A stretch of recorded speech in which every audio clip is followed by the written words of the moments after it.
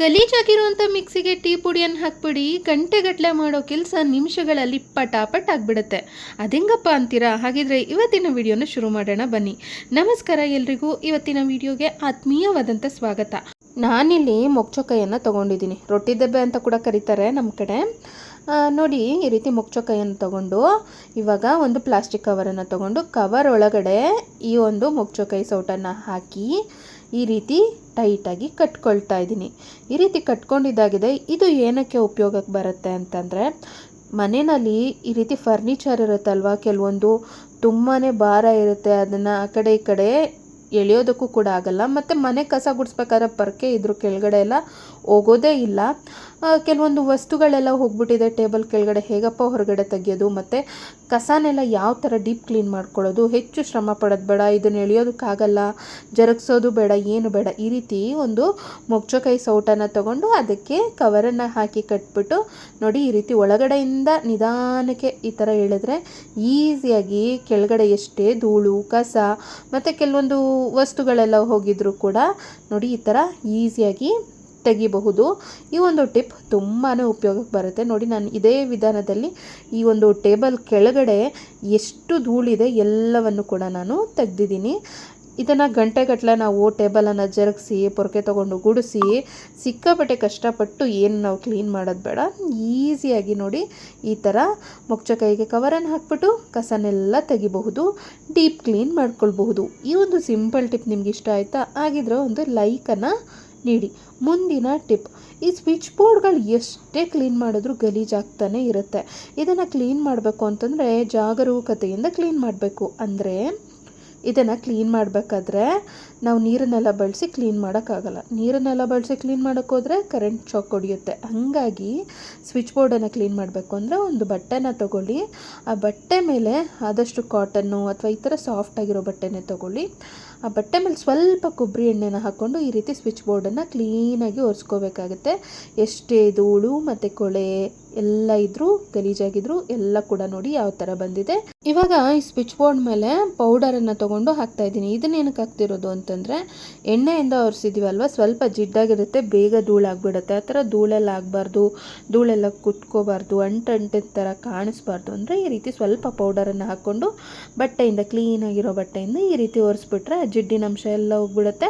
ಮತ್ತು ಕ್ಲೀನಾಗಿ ಘಮ ಘಮ ಘಮ ಅಂತಿರುತ್ತೆ ಸ್ವಿಚ್ ಬೋರ್ಡ್ ಹತ್ರ, ಆಸುಪಾಸಲ್ಲೆಲ್ಲ. ನೋಡಿ, ಈ ವಿಧಾನದಲ್ಲಿ ಸ್ವಿಚ್ ಬೋರ್ಡನ್ನು ತುಂಬ ಚೆನ್ನಾಗಿ ಡೀಪ್ ಕ್ಲೀನ್ ಮಾಡ್ಕೊಳ್ಬಹುದು. ಮುಂದಿನ ಟಿಪ್, ನಾನಿಲ್ಲಿ ಬೆಳ್ಳುಳ್ಳಿನ ತೊಗೊಂಡಿದ್ದೀನಿ. ಈ ಬೆಳ್ಳುಳ್ಳಿ ಬಿಡಿಸೋದು ಅಥವಾ ಇದ್ರ ಪೇಸ್ಟನ್ನು ಮಾಡ್ಕೊಳ್ಳೋದು ಸಿಕ್ಕಾಪಟ್ಟೆ ಕಷ್ಟದ ಕೆಲಸ ಅಂತೇಳಿ ಅಂದ್ಕೊಳ್ತಾರೆ. ಏನಿಲ್ಲ, ಸುಲಭವಾಗಿ ಮಾಡ್ಕೊಳ್ಬೋದು. ಮನೆಯಲ್ಲಿ ಕರೆಂಟ್ ಹೋಗಿದೆ ಅಂತಂದರೂ ಕೂಡ ಚಿಂತೆ ಮಾಡೋದು ಬೇಡ. ಈಸಿಯಾಗಿ ನೋಡಿ ಬೆಳ್ಳುಳ್ಳಿ ಪೇಸ್ಟ್, ಗಾರ್ಲಿಕ್ ಪೇಸ್ಟನ್ನು ಕೂಡ ಯಾವ ಥರ ರೆಡಿ ಮಾಡ್ಕೋಬೋದು ಅಂತ ತೋರಿಸ್ತಾ ಇದ್ದೀನಿ. ನೋಡಿ, ಈ ರೀತಿ ಬೆಳ್ಳುಳ್ಳಿನ ಒಂದೊಂದೇ ದಳವಾಗಿ ತೊಗೊಂಡು ಈ ರೀತಿ ತುರ್ಕೋಬೇಕಾಗುತ್ತೆ. ನೋಡಿ, ಸಿಪ್ಪೆ ಬಿಡಿಸೋ ಕೆಲಸ ಕೂಡ ತುಂಬ ಈಸಿ ಆಗುತ್ತೆ. ಬೆಳ್ಳುಳ್ಳಿ ಸಿಪ್ಪೆ ಈ ಥರ ಸಪ್ರೇಟ್ ಆಗಿಬಿಡುತ್ತೆ ತುರ್ಕೋಬೇಕಾದ್ರೆ. ನೋಡಿ, ನಾನು ಪ್ರತಿಯೊಂದು ಒಂದೊಂದು ದಳನೂ ಕೂಡ ಇದೇ ಥರ ಬೆಳ್ಳುಳ್ಳಿಯ ಎಸಳನ್ನು ಒಂದೊಂದನ್ನೇ ತೊಗೊಂಡು ಇದೇ ಥರ ತುರ್ಕೊಳ್ತಾ ಇದ್ದೀನಿ. ಈ ಒಳಗಿರೋ ಅಂಥ ಪಲ್ಪ್ನ ಅಂಶ ಎಲ್ಲ ಈ ರೀತಿ ತರಿಯಾಗಿ ಸಣ್ಣದಾಗಿ ತುರ್ಕೋಬೋದು. ಮತ್ತು ಈ ಬೆಳ್ಳುಳ್ಳಿ ಸಿಪ್ಪೆ ಅಂಶ ಎಲ್ಲ ಈ ರೀತಿ ಸಪ್ರೇಟಾಗಿ ಹಾಗೆ ಬಂದುಬಿಡುತ್ತೆ. ನೋಡಿ, ನಾನು ಸಿಪ್ಪೆನೆಲ್ಲ ತೆಗೆದು ಒಂದು ಕಡೆ ಹಾಕ್ತಾಯಿದ್ದೀನಿ. ಇದೇ ವಿಧಾನದಲ್ಲಿ ಎಲ್ಲ ಬೆಳ್ಳುಳ್ಳಿಯನ್ನು ಕೂಡ ನಾನು ತೊಗೊಂಡು ನೋಡಿ ಈ ಥರ ತುರ್ಕೊಳ್ತಾ ಇದ್ದೀನಿ. ಈಗ ನಮಗೆ ಅರ್ಜೆಂಟಾಗಿ ಪವರ್ ಹೋಗಿದೆ, ಅಡುಗೆಗೆ ಬೇಕು ಈ ರೀತಿ ಬೆಳ್ಳುಳ್ಳಿ ಪೇಸ್ಟ್ ಅಂತಂದಾಗ ಈಸಿಯಾಗಿ ಈ ವಿಧಾನದಲ್ಲಿ ನೋಡಿ ನಾವು ತುರ್ಕೊಳ್ಬಹುದು, ಬೆಳ್ಳುಳ್ಳಿ ಪೇಸ್ಟನ್ನು ಸಿದ್ಧ ಮಾಡ್ಕೊಳ್ಬಹುದು. ಸಿಪ್ಪೆ ಕೂಡ ಅಷ್ಟೇ, ಬಿಡಿಸೋದು ತುಂಬ ಈಸಿ ಆಗುತ್ತೆ. ಈ ವಿಧಾನದಲ್ಲಿ ಬೆಳ್ಳುಳ್ಳಿ ಸಿಪ್ಪೆ ತೆಗೆಯೋದು ಕೂಡ ತುಂಬಾ ಒಂದು ಈಸಿ ವೇ ಅಂತಲೇ ಹೇಳ್ಬೋದು. ಈ ಒಂದು ಸಿಂಪಲ್ ಟಿಪ್ ನಿಮ್ಗೆ ಇಷ್ಟ ಆಯಿತಾ? ಹಾಗಿದ್ರೆ ಒಂದು ಲೈಕನ್ನು ನೀಡಿ. ಮುಂದಿನ ಟಿಪ್ ನೋಡಿ, ನಾನಿಲ್ಲಿ ಸ್ವಲ್ಪ ಬೆಳ್ಳುಳ್ಳಿಯ ಪೇಸ್ಟನ್ನು ತೊಗೊಂಡಿದ್ದೀನಿ. ಅದ್ರ ಜೊತೆಗೆ 2 ಕರ್ಪೂರನ ತೊಗೊಂಡು ಕುಟ್ಟಿ ಪುಡಿ ಮಾಡಿ ಹಾಕ್ಕೊಂಡಿದ್ದೀನಿ. 1 ಸ್ಪೂನ್ ಆಗೋಷ್ಟು ಗೋಧಿ ಹಿಟ್ಟನ್ನು ಹಾಕ್ಕೊಂಡಿದ್ದೀನಿ. ಅದ್ರ ಜೊತೆಗೆ 1 ಸ್ಪೂನ್ ಆಗೋಷ್ಟು ನೀಲಗಿರಿ ತೈಲವನ್ನು ತೊಗೊಂಡಿದ್ದೀನಿ. ತುಂಬಾ ಸ್ಟ್ರಾಂಗ್ ಆಗಿರುತ್ತೆ, ಸಾಕಷ್ಟು ಉಪಯೋಗ ಆಗುತ್ತೆ ನೋಡಿ. ಇದರಿಂದ ನಾನಿಲ್ಲಿ 1 ಸ್ಪೂನ್ ಆಗೋಷ್ಟು ನೀಲಗಿರಿ ತೈಲನ ಹಾಕ್ಕೊಂಡು ಇವಾಗ ಇದನ್ನು ಚೆನ್ನಾಗಿ ಈ ಥರ ಮಿಶ್ರಣ ಮಾಡ್ಕೊಂಡಿದ್ದೀನಿ. ಈ ರೀತಿ ಚೆನ್ನಾಗಿ ಕಲಿಸ್ಕೊಂಡ್ಮೇಲೆ ನೋಡಿ ಈ ಥರ ಬರುತ್ತೆ ಪುಡಿ.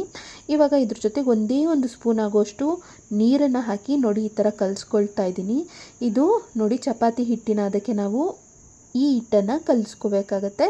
ಇವಾಗ ಇದನ್ನು ಕಲಿಸಿದ್ದಾಗಿದೆ. ಚಿಕ್ಕ ಚಿಕ್ಕ ಉಂಡೆಗಳನ್ನಾಗಿ ಮಾಡ್ಕೊಳ್ತಾ ಇದ್ದೀನಿ. ಇವಾಗ ಇದನ್ನು ಚಿಕ್ಕ ಚಿಕ್ಕದಾಗಿ ಈ ರೀತಿ ಮಾಡಿಕೊಂಡ್ರೆ ನೋಡಿ ಇದು ಏನಕ್ಕೆ ಉಪಯೋಗಕ್ಕೆ ಬರುತ್ತೆ ಅಂತೇಳಿ ನಾನು ಶೇರ್ ಮಾಡ್ತೀನಿ. ಪ್ರತಿಯೊಬ್ಬರ ಮನೆಯಲ್ಲೂ ಈ ಹಲ್ಲಿ ಮತ್ತು ಜಿರಳೆಗಳ ಕಾಟ ಮತ್ತು ಚಿಕ್ಕ ಚಿಕ್ಕ ಹುಳಗಳ ಕಾಟ ಎಲ್ಲ ಇದೆ ಅಂತಂದರೆ ಇದು ತುಂಬಾ ಉಪಯೋಗಕ್ಕೆ ಬರುತ್ತೆ. ಕೆಲವೊಂದು ಮಿಷಿನ್ಸ್ ಎಲ್ಲ ಇಟ್ಟಿರ್ತೀವಿ, ಅಲ್ಲಿ ಆಸ್ಪಾಸ್ನಲ್ಲಿ ಜಿರಳೆಗಳೆಲ್ಲ ಹೋಗಿ ಸೇರ್ಕೊಳ್ಳೋದು, ಮಿಷಿನ್ ವೈರ್ ಕಚ್ಚೋದು, ಹಾಳು ಮಾಡೋದು ಈ ಥರ ಮಾಡುತ್ತೆ. ಇದನ್ನು ನೀವು ಸಿಂಕ್ ಕೆಳಗಡೆ ಮತ್ತು ಕಿಚನಲ್ಲಿ ಗ್ಯಾಸ್ ಸ್ಟವ್ ಕೆಳಗಡೆ ಜಿರಳೆಗಳು ಹೆಚ್ಚಾಗಿ ಓಡಾಡೋಂಥ ಜಾಗದಲ್ಲಿ ಇದನ್ನು ಹಾಕ್ಬಿಡಿ. ಜಿರಳೆಗಳು ಇದನ್ನು ತಿಂದು ಸಾಯುತ್ತೆ ಮತ್ತು ಮನೆಗೂ ಕೂಡ ಬರೋದಿಲ್ಲ. ಜಿರಳೆಗಳ ಸಮಸ್ಯೆ ದೂರ ಆಗುತ್ತೆ. ಮುಂದಿನ ಟಿಪ್, ನಾನಿಲ್ಲಿ ಮಿಕ್ಸರ್ ಜಾರನ್ನು ತೊಗೊಂಡಿದ್ದೀನಿ. ಈ ಜಾರ್ನ ಬ್ಲೇಡ್ ಅನ್ನೋದು ಹರಿತವಾಗಿಲ್ಲ. ಇವಾಗ ಇದನ್ನು ಈಸಿಯಾಗಿ ಶಾರ್ಪ್ ಮಾಡ್ಕೋಬೋದು. ಮತ್ತು ಜಾರ್ ಕೂಡ ಸ್ವಲ್ಪ ಹಾಳಾಗಿದೆ. ಮಿಕ್ಸರ್ ಜಾರ್ ಒಳಗಡೆ 1 ಸ್ಪೂನ್ ಆಗೋಷ್ಟು ಟೀ ಪುಡಿನ ಹಾಕಿದ್ದೀನಿ. ಅದ್ರ ಜೊತೆಗೆ ಒಂದು ಸ್ವಲ್ಪ ಕಲ್ಲುಪ್ಪನ್ನು ಹಾಕ್ಕೊಂಡಿದ್ದೀನಿ. ನಿಂಬೆಹಣ್ಣಿನ ಸಿಪ್ಪೆ ರಸನೆಲ್ಲ ಹಿಂಡಿ ಸಿಪ್ಪೆನ ಬಿಸಾಕೋ ಬದಲಿಗೆ ಈ ಥರ ಬಳಸ್ಕೋಬೋದು. ಸಿಪ್ಪೆನ ಕಟ್ ಮಾಡಿ ಹಾಕ್ಕೊಂಡಿದ್ದೀನಿ. ಮತ್ತು ಮಾತ್ರೆ ಶೀಟನ್ನು ಕೂಡ ಕಟ್ ಮಾಡಿ ಹಾಕಿ ಇದನ್ನು ರುಬ್ಕೊಂಡಿದ್ದೀನಿ. ನೋಡಿ ಇದು ಪುಡಿ ಥರ ಆಗಿದೆ. ಇವಾಗ ಇದನ್ನು ನಾನು ಒಂದು ಪಾತ್ರೆಗೆ ಹಾಕ್ಕೊಳ್ತಾ ಇದ್ದೀನಿ. ಈ ಪುಡಿ ಕೂಡ ತುಂಬಾ ಉಪಯೋಗಕ್ಕೆ ಬರುತ್ತೆ. ಯಾವ ಥರ ಅಂತ ಶೇರ್ ಮಾಡ್ತೀನಿ. ವಿಡಿಯೋನ ಎಲ್ಲೂ ಸ್ಕಿಪ್ ಮಾಡಿದೆ, ವಿಡಿಯೋನ ಕೊನೆ ತನಕ ನೋಡಿ. ಪುಡಿನೆಲ್ಲ ಪಾತ್ರೆಗೆ ಹಾಕ್ಕೋಬೇಕಾಗುತ್ತೆ. ಇಲ್ಲಿ ಉಪ್ಪನ್ನು ಬಳಸಿದ್ದೀವಿ, ಮಾತ್ರೆ ಶೀಟನ್ನು ಬಳಸಿದ್ದೀವಿ, ಮತ್ತು ಟೀ ಪುಡಿ ಬಳಸಿದ್ದೀವಿ, ಮತ್ತು ನಿಂಬೆಹಣ್ಣಿನ ಸಿಪ್ಪೆ ಬಳಸಿದ್ದೀವಿ. ಇದು ತುಂಬಾ ಸ್ಟ್ರಾಂಗ್ ಆಗಿರುತ್ತೆ ನೋಡಿ. ಈ ಮಿಕ್ಸಿ ಜಾರಲ್ಲಿ ಏನಾದರೂ ಮಸಾಲೆ ಗಾಢವಾದ ವಾಸನೆ ಎಲ್ಲ ಇದೆ ಅಂದರೆ ಆ ವಾಸನೆನ ದೂರ ಮಾಡುತ್ತೆ. ಬ್ಲೇಡ್ ಕೂಡ ಶಾರ್ಪ್ ಆಗುತ್ತೆ. ಮಿಕ್ಸಿ ಕೂಡ ಅಷ್ಟೇ, ಜಾರ್ ಪಳ ಪಳ ಒಳಿಯುತ್ತೆ. ನೀವೇ ನೋಡ್ಬೋದು ಮೊದಲೇಗಿತ್ತು ನಂತರ ಹೇಗಾಗಿದೆ ಅಂತೇಳಿ. ಈಗಾಗಲೇ ನಾವು ಏನು ಪುಡಿ ಮಾಡ್ಕೊಂಡಿದ್ವಿ, ಈ ಪುಡಿಯನ್ನು ನಾನು ಪಾತ್ರೆಗೆ ಹಾಕ್ಕೊಂಡು ಅದ್ರ ಜೊತೆಗೆ ನೀರನ್ನು ಹಾಕ್ಕೊಂಡು ಇದು ಸ್ವಲ್ಪ ಬಿಸಿ ಮಾಡಿಕೊಂಡ್ರೆ ಸಾಕಾಗುತ್ತೆ. ಇದನ್ನು ಚೆನ್ನಾಗಿ ಬಿಸಿ ಮಾಡ್ಕೊಂಡಿದ್ದೀನಿ. ಇವಾಗ ಇದನ್ನು ಶೋಧಿಸ್ಕೊಂಡಿದ್ದೀನಿ. ಈ ಒಂದು ನೀರಿನ ಜೊತೆಗೆ ಸ್ವಲ್ಪ ನಿಂಬೆಹಣ್ಣಿನ ರಸವನ್ನು ಹಾಕ್ಕೊಳ್ತಾ ಇದ್ದೀನಿ. ಬೇಕಂದರೆ ಹಾಕ್ಕೊಳ್ಳಿ ರಸ, ಇಲ್ಲ ಅಂತಂದರೆ ಸ್ಕಿಪ್ ಮಾಡಬಹುದು. ಇದನ್ನು ಇವಾಗ ಒಂದು ಸ್ಪ್ರೇ ಬಾಟಲ್ಗೆ ಹಾಕ್ಕೊಳ್ತಾ ಇದ್ದೀನಿ. ಈ ರೀತಿ ಸ್ಪ್ರೇ ಬಾಟಲ್ಗೆ ಹಾಕ್ಕೊಂಡು ಈ ಥರ ಇದನ್ನು ಯಾವ ಥರ ಬಳಸೋದು ಅಂತ ತೋರಿಸ್ತೀನಿ ನೋಡಿ. ಗ್ಯಾಸ್ ಸ್ಟವ್ ನೋಡಿ ಎಷ್ಟು ಕೊಳಕಾಗಿದೆ ಅಂತ ನೀವೇ ನೋಡ್ತಾ ಇರ್ಬೋದು. ಏನಾದ್ರು ಅಡುಗೆ ಮಾಡ್ತಾ ಇರ್ತೀವಿ, ಗಂಜಿ ಥರ ಎಲ್ಲ ಉಪ್ಪಿಡ್ತು ಅಂತಂದರೆ ನೋಡೋದಕ್ಕೆ ಅಷ್ಟು ಚೆನ್ನಾಗಿ ಕಾಣಲ್ಲ. ನಾವು ಅವಾಗವಾಗಲೇ ಕ್ಲೀನ್ ಮಾಡ್ಕೊಂಡ್ರೇ ಚೆನ್ನಾಗಿರುತ್ತೆ. ಕೆಲವೊಂದು ಸಲ ಹುಷಾರಿರಲ್ಲ, 1-2 ದಿನ ಕಿಚನಲ್ಲಿ ಏನಾದ್ರು ಕೆಲಸ ಮಾಡಿಲ್ಲ ಅಂತಂದರೂ ಕೂಡ ಆದಷ್ಟು ಬೇಗ ಈ ಕಿಚನಲ್ಲಿ ಗ್ಯಾಸ್ ಸ್ಟವ್ ಅನ್ನೋದು ಬೇಗ ಕೊಳಕಾಗ್ಬಿಡುತ್ತೆ. ಬೇರೆಯವ್ರು ಯೂಸ್ ಮಾಡಿದರೂ ಕೂಡ ಮನೆಯಲ್ಲಿ ಕೊಳಕು ಮಾಡಿಬಿಡ್ತಾರೆ. ನಮಗೆ ಸ್ಯಾಟಿಸ್ಫ್ಯಾಕ್ಷನ್ ಇರಲ್ಲ, ನಮಗೆ ಕ್ಲೀನಾಗಿರಬೇಕು. ಆ ಥರ ಇದ್ದಾಗ ಈ ಒಂದು ಸಿಂಪಲ್ ಲಿಕ್ವಿಡನ್ನು ಈ ಥರ ಸ್ಪ್ರೇ ಮಾಡಿಕೊಂಡು ಒಂದು ಸ್ಕ್ರಬ್ಬರನ್ನು ತೊಗೊಂಡು ಈ ಥರ ಲೈಟಾಗಿ ಉಜ್ಕೊಳ್ತಾ ಬರಬೇಕಾಗುತ್ತೆ. ತುಂಬ ಚೆನ್ನಾಗಿ ಡೀಪ್ ಕ್ಲೀನ್ ಆಗಿಬಿಡುತ್ತೆ ನೋಡಿ. ಗ್ಯಾಸ್ ಸ್ಟವ್ ಯಾವ ಥರ ಇತ್ತು ನೀವಾಗಲೇ ನೋಡಿದ್ರಿ, ಯಾವ ಥರ ಇತ್ತು, ಯಾವ ಥರ ಎಷ್ಟು ಕ್ಲೀನ್ ಆಗುತ್ತೆ ಅಂತ ನೀವೇ ನೋಡ್ಬೋದು. ನೋಡಿ ಸ್ಪ್ರೇನ ಹಾಕಿ ಉಜ್ತಾ ಇದ್ದೀನಿ. ಎಷ್ಟು ಕಲೆ ಇದೆ ನೋಡಿ. ಅದೆಲ್ಲ ಕೂಡ ತುಂಬ ಈಸಿಯಾಗಿ ಬಿಟ್ಕೊಂಡ್ಬಿಡುತ್ತೆ. ಕಲೆ ಅನ್ನೋದನ್ನು ತುಂಬ ಚೆನ್ನಾಗಿ ತೆಗೆಯುತ್ತೆ ಈ ಒಂದು ಲಿಕ್ವಿಡ್. ನೋಡಿ ಕೆಮಿಕಲ್ ಎಲ್ಲ ಏನಿಲ್ಲ, ನ್ಯಾಚುರಲಾಗಿ ಮನೆಯಲ್ಲೇ ತಯಾರಿಸಿರೋ ಅಂಥ ಲಿಕ್ವಿಡನ್ನು ಬಳಸಿ ಈ ವಿಧಾನದಲ್ಲಿ ನೋಡಿ ಗ್ಯಾಸ್ ಸ್ಟವನ್ನು ನಾನು ಕ್ಲೀನಾಗಿ ಈ ಥರ ಉಜ್ಕೊಂಡಿದ್ದಾಯ್ತು. ಇವಾಗ ಒರೆಸ್ಕೊಳ್ತಾ ಇದ್ದೀನಿ. ಇವಾಗ ನೋಡಿ ಮೊದಲು ಯಾವ ಥರ ಗ್ಯಾಸ್ ಸ್ಟವ್ ಕೊಳಕಾಗಿ ಕಾಣಿಸ್ತಾ ಇತ್ತು, ಈಗ ಎಷ್ಟು ಚೆನ್ನಾಗಿ ಕ್ಲೀನಾಗಿ ಕಾಣಿಸ್ತಾ ಇದೆ ಅಲ್ವಾ. ಈ ಥರ ಇದ್ರೇ ಚೆಂದ. ಕ್ಲೀನಾಗಿರಬೇಕು ಅಂದರೆ ಈ ಒಂದು ಸಿಂಪಲ್ ಲಿಕ್ವಿಡನ್ನು ತಯಾರಿಸಿ ನಾವು ಗ್ಯಾಸ್ ಸ್ಟವನ್ನು ಕ್ಲೀನ್ ಮಾಡ್ಕೊಳ್ಬಹುದು. ನಿಮಗೆ ಇವತ್ತಿನ ವಿಡಿಯೋದಲ್ಲಿ ಶೇರ್ ಮಾಡಿರೋಂಥ ಟಿಪ್ಗಳಲ್ಲಿ ಯಾವ ಟಿಪ್ ತುಂಬ ಇಷ್ಟ ಆಯಿತು ಅಂತೇಳಿ ಕಮೆಂಟ್ ಮೂಲಕ ದಯವಿಟ್ಟು ಬರೆದು ತಿಳಿಸೋದನ್ನು ಮರಿಬೇಡಿ. ಹಾಗೆ ಮಿಕ್ಸರ್ ಕೂಡ ನೋಡಿ ಯಾವ ಥರ ಮಿಕ್ಸಿ ಕೊಳಕಾಗಿದೆ ಅಂತ ನೋಡ್ತಾ ಇದ್ದೀರಲ್ವ. ಇದನ್ನು ಕೂಡ ಅಷ್ಟೇ ಈ ಸ್ಪ್ರೇನ ಹಾಕ್ಕೋಬೇಕಾಗುತ್ತೆ. ಈ ಥರ ಸುತ್ತಲೂ ಕೂಡ ಲೈಟಾಗಿ ಹಾಕ್ಕೊಂಡ್ರೆ ಸಾಕಾಗುತ್ತೆ, ಜಾಸ್ತಿ ಎಲ್ಲ ಹಾಕೋದು ಬೇಡ. ಲೈಟಾಗಿ ಈ ಥರ ಸ್ಪ್ರೇ ಮಾಡ್ಕೋಬೇಕಾಗತ್ತೆ. ತುಂಬ ಸ್ಟ್ರಾಂಗ್ ಆಗಿರುತ್ತೆ. ಒಂದೊಳ್ಳೆ ಕ್ಲೀನಿಂಗ್ ಲಿಕ್ವಿಡ್ ಆಗಿ ಇದು ಕೆಲಸ ಮಾಡುತ್ತೆ. ಟೀ ಪುಡಿ ಬಳಸಿದ್ದೀವಿ, ನಿಂಬೆಹಣ್ಣಿನ ರಸ, ಸಿಪ್ಪೆ ಇದನ್ನೆಲ್ಲ ಬಳಸಿರೋದ್ರಿಂದ, ಸಾಲ್ಟನ್ನು ಬಳಸಿರೋದ್ರಿಂದ ಕೀಟಾಣುಗಳು ಕೂಡ ನಾಶ ಆಗುತ್ತೆ. ಅದ್ರ ಜೊತೆಗೆ ಕ್ಲೀನ್ ಕೂಡ ಆಗುತ್ತೆ, ಪಳ ಅಂತ ಕೂಡ ಉಳಿಯುತ್ತೆ. ಸ್ಪ್ರೇನ ಹಾಕಿ ಬಟ್ಟೆನಲ್ಲಿ ಕ್ಲೀನಾಗಿ ಈ ಥರ ಒರೆಸ್ಕೋಬೇಕಾಗತ್ತೆ. ಈ ರೀತಿ ಕ್ಲೀನಾಗಿ ಒರೆಸ್ಬಿಟ್ರೆ ನೋಡಿ ಮಿಕ್ಸಿ ಅನ್ನೋದು ಯಾವ ಥರ ಕ್ಲೀನ್ ಆಗುತ್ತೆ ಅಂತಂದರೆ ನೀವೇ ಆಶ್ಚರ್ಯಪಡ್ತೀರ, ಅಷ್ಟು ಚೆನ್ನಾಗಿ ಕ್ಲೀನ್ ಆಗಿಬಿಡುತ್ತೆ. ನೋಡಿ ಇವಾಗ ಒರೆಸಿದಾಯಿತು. ಮೊದಲು ಯಾವ ಥರ ಇತ್ತು ಮಿಕ್ಸಿ, ಇವಾಗ ಯಾವ ಥರ ಡೀಪ್ ಕ್ಲೀನ್ ಆಗಿದೆ ಅಂಥೇಳಿ ಈ ಒಂದು ಟೀ ಪುಡಿಯಿಂದ ತಯಾರಿಸಿರುವಂಥ ಕ್ಲೀನಿಂಗ್ ಲಿಕ್ವಿಡನ್ನು ಬಳಸಿ ಮಿಕ್ಸಿ ಎಷ್ಟು ಚೆನ್ನಾಗಿ ಕ್ಲೀನಾಗಿದೆ ನೋಡ್ತಿದ್ದೀರಲ್ಲ. ಪಳ ಅಂಥೇಳಿ ಹೊಳಿತಾ ಇದೆ. ಮಿಕ್ಸಿ ಜಾರನ್ನು ಕೂಡ ಶಾರ್ಪ್ ಮಾಡ್ಕೋಬೋದು. ಅದ್ರ ಜೊತೆಗೆ ಈ ರೀತಿ ಮಿಕ್ಸಿನೂ ಕೂಡ ನಾವು ಡೀಪ್ ಕ್ಲೀನ್ ಮಾಡ್ಕೊಳ್ಬಹುದು. ತುಂಬ ಚೆನ್ನಾಗಿ ಕ್ಲೀನಾಗಿದೆ.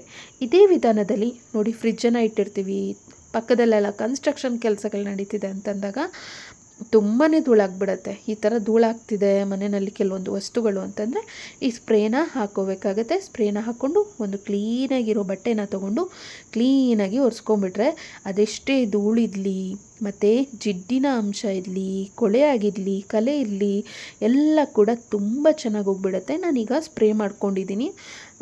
ನೋಡ್ತಿದ್ದೀರಲ್ಲ ಯಾವ ಥರ ಇದೆ ಫ್ರಿಡ್ಜ್ ಅನ್ನೋದು. ಈ ರೀತಿ ಸ್ಪ್ರೇ ಮಾಡಿಬಿಟ್ಟು ಇವಾಗ ಬಟ್ಟೆನ ತೊಗೊಂಡು ಒರೆಸಿ ತೋರಿಸ್ತಾ ಇದ್ದೀನಿ ನೋಡಿ. ಇವಾಗ ಯಾವ ಥರ ಡೀಪ್ ಕ್ಲೀನ್ ಆಗುತ್ತೆ ಮತ್ತು ನೋಡೋದಕ್ಕೂ ಎಷ್ಟು ಚೆನ್ನಾಗಿ ಪಳಪಳ ಅಂಥೇಳಿ ಹೊಸ ಫ್ರಿಡ್ಜ್ ಅನ್ನಬೇಕು ಆ ಥರ ಹೊಳೆಯುತ್ತೆ. ಮತ್ತು ಲೆಮನ್ ಫ್ಲೇವರ್ ಇರುತ್ತಲ್ಲ, ಘಮ ಘಮ ಅಂಥೇಳಿ ಅಂತ ಇರುತ್ತೆ. ಮೊದಲು ಹೇಗಿತ್ತು ಫ್ರಿಡ್ಜ್, ಇವಾಗ ಯಾವ ಥರ ಕ್ಲೀನಾಗಿದೆ ನೀವೇ ನೋಡ್ತಾ ಇದ್ದೀರಲ್ವಾ. ಹಾಗಿದ್ರೆ ಇವತ್ತಿನ ವಿಡಿಯೋ ಬಗ್ಗೆ ನಿಮ್ಮ ಅನಿಸಿಕೆಗಳನ್ನು ಕಮೆಂಟ್ ಮೂಲಕ ಬರೆದು ತಿಳಿಸಿ. ಮತ್ತು ಇವತ್ತಿನ ವಿಡಿಯೋ ಇಷ್ಟ ಆಗಿದ್ರೆ ತಪ್ಪದೆ ಲೈಕ್ ಕೊಟ್ಟು ಹೆಚ್ಚಿನ ಜನರಿಗೆ ಶೇರ್ ಮಾಡಿ. ಯಾರೆಲ್ಲ ಚಾನಲನ್ನು ಸಬ್ಸ್ಕ್ರೈಬ್ ಮಾಡ್ಕೊಳ್ದೆ ವಿಡಿಯೋ ನೋಡ್ತಿದ್ದೀರಾ ದಯವಿಟ್ಟು ಸಬ್ಸ್ಕ್ರೈಬ್ ಮಾಡಿಕೊಂಡು ಸಪೋರ್ಟ್ ಮಾಡಿ. ಮುಂದಿನ ವಿಡಿಯೋದಲ್ಲಿ ನಮ್ಮ ಶ್ರೀಮತಿಯರಿಗೆ ಉಪಯೋಗ ಆಗುವಂಥ ಇನ್ನಷ್ಟು ಒಳ್ಳೊಳ್ಳೆ ಟಿಪ್ಸ್ಗಳನ್ನು ಶೇರ್ ಮಾಡೋದಕ್ಕೆ ನಾನು ಮತ್ತೆ ಬರ್ತೀನಿ. ಧನ್ಯವಾದಗಳು.